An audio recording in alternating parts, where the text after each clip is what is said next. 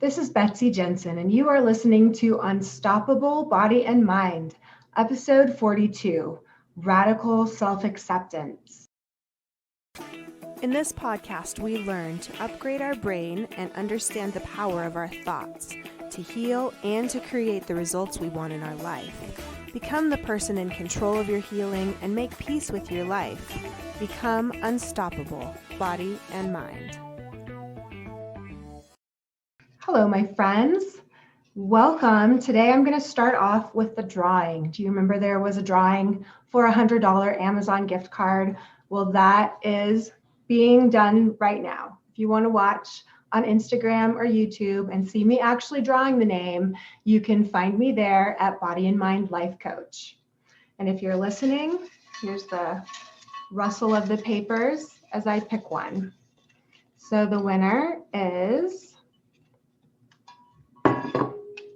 Kelsey Gorkowski. So I'll be contacting you, Kelsey. Awesome. Congratulations. That was a drawing for people who gave my podcast a rating or review. And if you haven't yet, even though there's no drawing involved, please take the time. It helps this podcast be found by more people so that this information can be shared. So today we're talking about radical self-acceptance. And this concept is based on a book by Tara Brach called Radical Self-Acceptance, a Buddhist Guide to Freeing Yourself from Shame. The main concept with radical self-acceptance is that we all struggle with feelings of unworthiness, feelings of shame, feelings of not being good enough. And freedom doesn't come from trying to be more perfect. Peace comes when we learn to be accepting and loving of ourselves.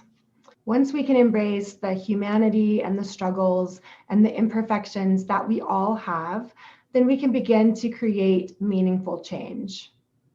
The feeling of unworthiness or not feeling good enough is quite universal.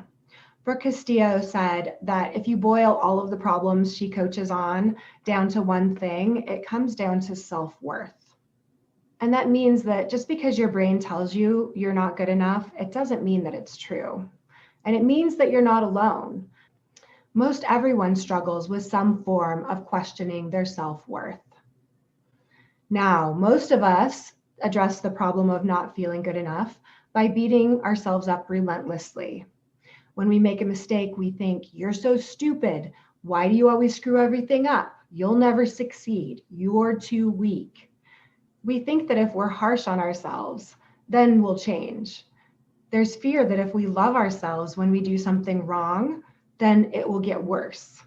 And we know from the model that you can never have a positive result from a negative emotion. So if the emotion we have about something is shame, embarrassment, or guilt, then the actions we're most likely to take would be to beat ourselves up verbally, to hide, to not connect with others, and probably to buffer whatever it is that makes you feel good, like eating, drinking, shopping, gambling, being on Facebook too much. Then the result is that we usually feel even worse about ourselves because we're thinking things that make us feel negatively, and then we buffer to get away from those feelings, which ends up sabotaging ourselves and making ourselves feel even worse. Our brain likes to prove itself true, even if it hurts us.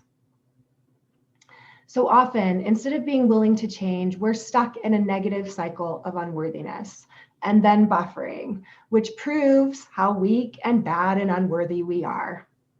Now notice if there are any areas of your life that you desperately wish were different. Maybe it's a body obsession or an addictive behavior, or even the health of your body or chronic pain or disease. The fundamental way to change these things we don't like about ourselves is to accept ourselves, to radically and fully accept ourselves. Carl Rogers said, "It wasn't until I accepted myself just as I was that I was free to change." So if I hate that I yell at my kids, the best way to change that is not to get really mad and frustrated with myself every time I yell at my kids. The best way for me to really be able to change that behavior I don't like is to fully accept that I am a person that sometimes yells at my kids. I'm an imperfect human, and it's okay that I'm not perfect all of the time. I could even have compassion for myself, that when I get angry, I may yell, but that's just something that humans do sometimes. It's not an indication that I'm bad or worthless or unfit. It just means that I have a human emotion. And in the future, I might want to react differently. Now, when you have compassion for yourself, you're not trying to change from a place of scarcity or a place of lack. You're accepting yourself. You're knowing that you're worthy of love. You're not changing to get away from being bad, but you are wanting to change from a place of already being okay. Whatever we can't embrace with love imprisons us.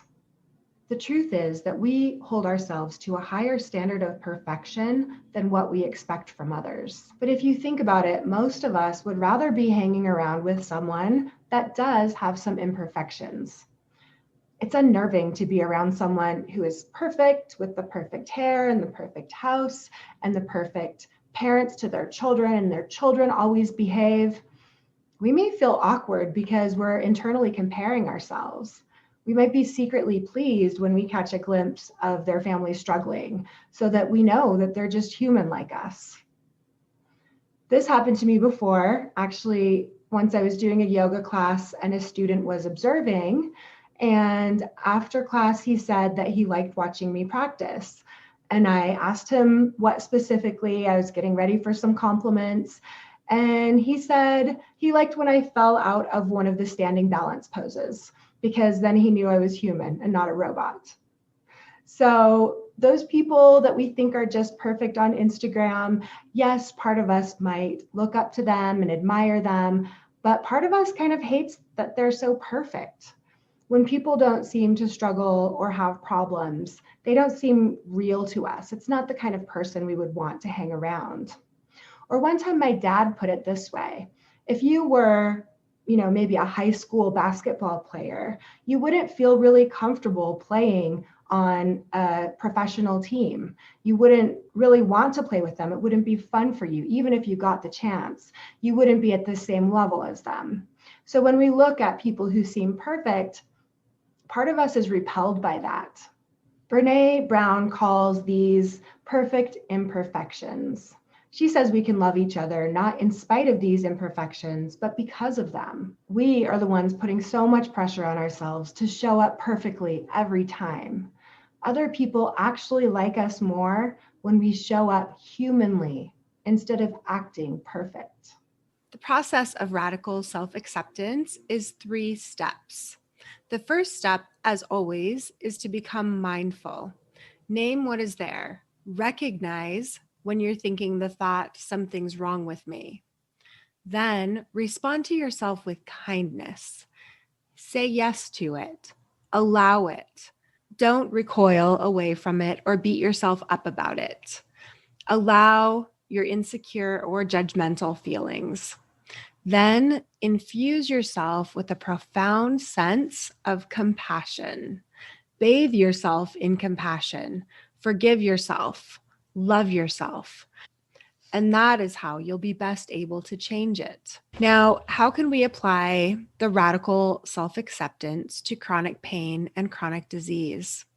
The first way I feel like radical self-acceptance correlates with chronic pain and disease is with John Sarno's theory of why the brain manifests pain as a response to the repressed emotions that we don't want to deal with.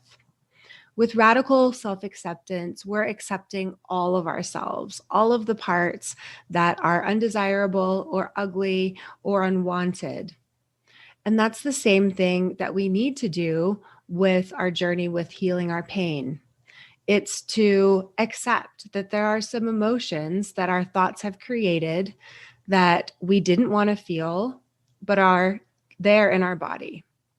If we don't feel them, then we feel them in our body.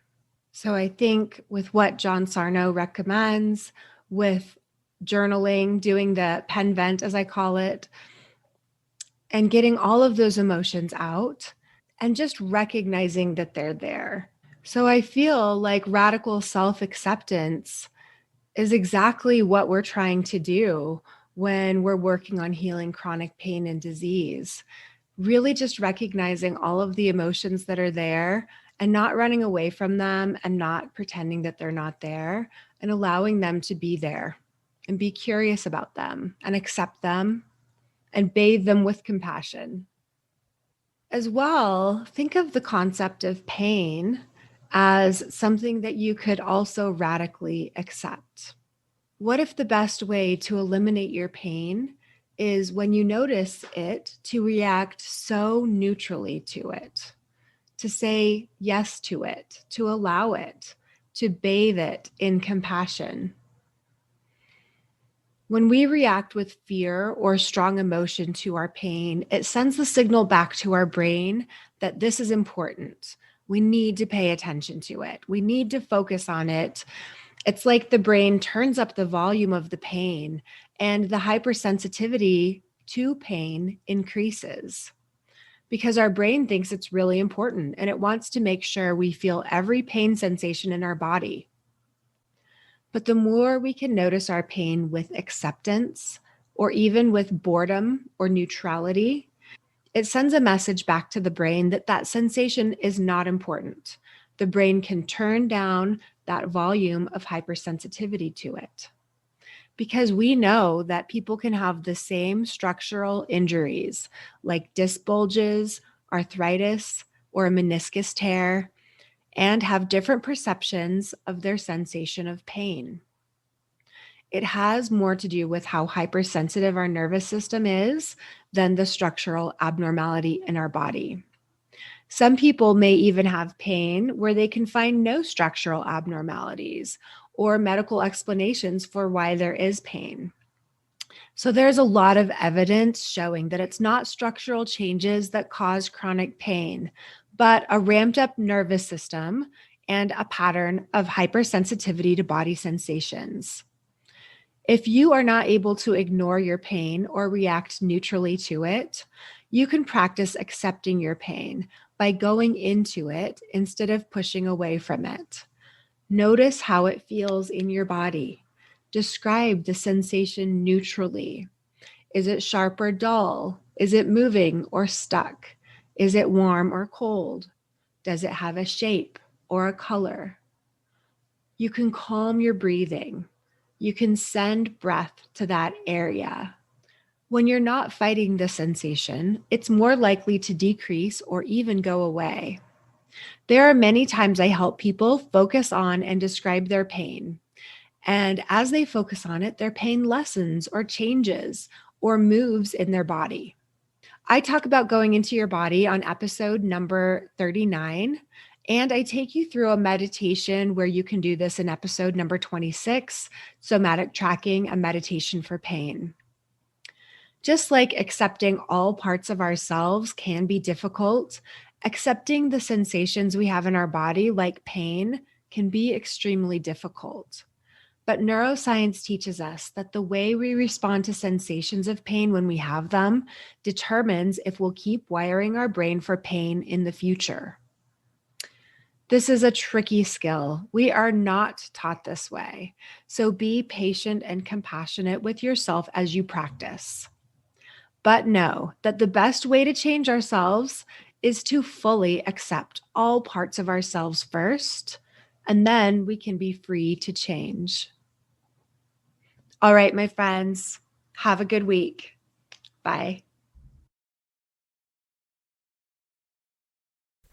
Thank you so much for listening. I hope you learned a little bit about your brain today that helps you in your life like it helped me. Please be sure and subscribe and leave a review. And of course, be sure and share this podcast with someone you know that wants an unstoppable body and mind.